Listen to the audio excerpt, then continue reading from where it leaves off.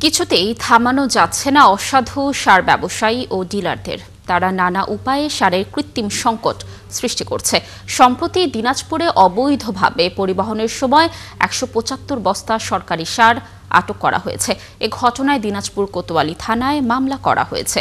দিনাজপুর থেকে খালিদ আরাফাতের পাঠানো তথ্য ছবিতে প্রতিবেদন। গত 10ই নভেম্বর রাতে দিনাজপুরের মহারাজা স্কুল মোড়ে একটি ট্রাক্টরে ১০০ বস্তা ডিএপি ও ৭৫ বস্তা পটাশের সন্ধান পায় পুলিশ। পরে ড্রাইভার ও হেলপার সহ 4 জনকে আটক করে। এলাকাবাসী ও কৃষকদের অভিযোগ, ওই ইউনিয়নে লাইসেন্সপ্রাপ্ত বিএডিসির সার ডিলার আমেনা ট্রেডার্সের স্বত্বাধিকারী আবিদুল ইসলামের কাছে গেলে তারা সার পান না। অন্যদিকে তিনি অবৈধভাবে অন্য উপজেলায় সার পাচার করেন। বিনা কাগজ ছাড়া, কোনো কাগজপাতি ছিল না, আর কোনো ডকুমেন্ট নাই। ডকুমেন্ট ছাড়াই এই গাড়িটা আটক করা হয়েছে। ডিলারের কাছে কোনো সার পাই না আমরা। ডিলারের কাছে গেলে সার নাই বলে।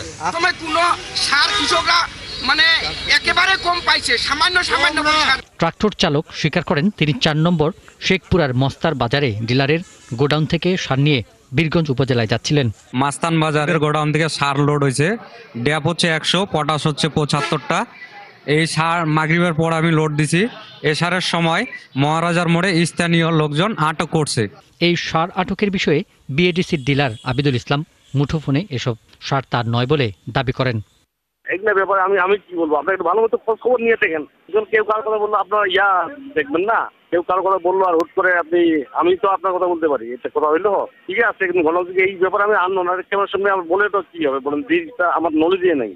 এদিকে এই ঘটনায় দিনাজপুর কোতোয়ালি থানায় মামলা করেছেন সদর উপজেলা কৃষি অফিসার।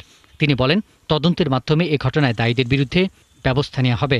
যে জব্দকৃত সারটি বিধি মোতাবেক সার ব্যবস্থাপনা আইনে মামলা রুজু করা হয়েছে এবং এটির পরবর্তী কার্যক্রম এই মামলা অনুযায়ী যেটি হবে তদন্ত সাপেক্ষে সেই কার্যক্রম ব্যবস্থা গ্রহণ করা হবে। সার ডিলারদের এমন দুর্নীতি রুখতে ও কৃষকদের বাঁচাতে কৃষি বিভাগকে কঠোর পদক্ষেপ নেওয়ার দাবি কৃষকদের। পিন্টু হাজং, ৭১।